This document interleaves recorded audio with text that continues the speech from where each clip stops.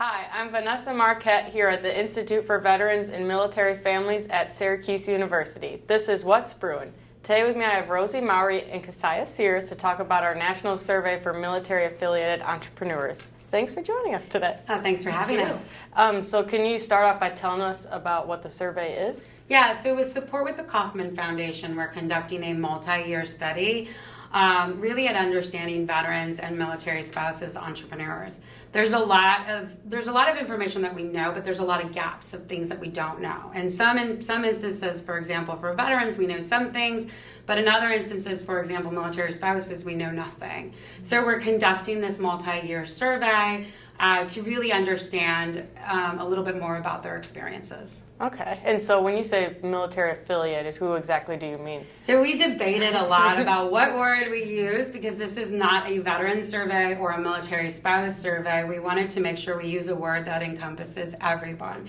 So when we're saying military affiliated, we're talking about the veteran, the transitioning service member, the active duty service member, the guard, the reservist. And then we also want to make sure that we're including the spouses as well as other family members that are connected to the military community. Nice. So what is the goal of this survey? Why is it important? Well, as Rosie said, there are lots of gaps in the data that we're finding, especially when it comes to military spouses. A lot of the prior data had focused mostly on veterans, and we wanted to fill those gaps by saying what we could find out more about military spouses since they are growing entrepreneurs.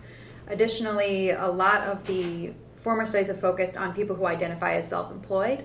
And we wanted to also include those who were former business owners in the past, may not be self-employed anymore, who wanted to get involved in entrepreneurship, but for whatever reason haven't yet taken those steps, and people that are currently holding a full or part-time job and also running a business on the side, because some of the forms just don't have that nuance to them. So we wanted to fill in some of those gaps.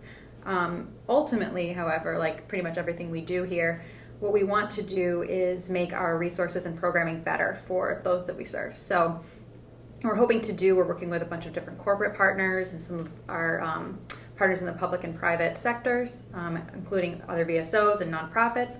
And so we're hoping to answer some questions that we have so that we can make some targeted programming in different geographical areas or aimed at different subpopulations within this military affiliated community.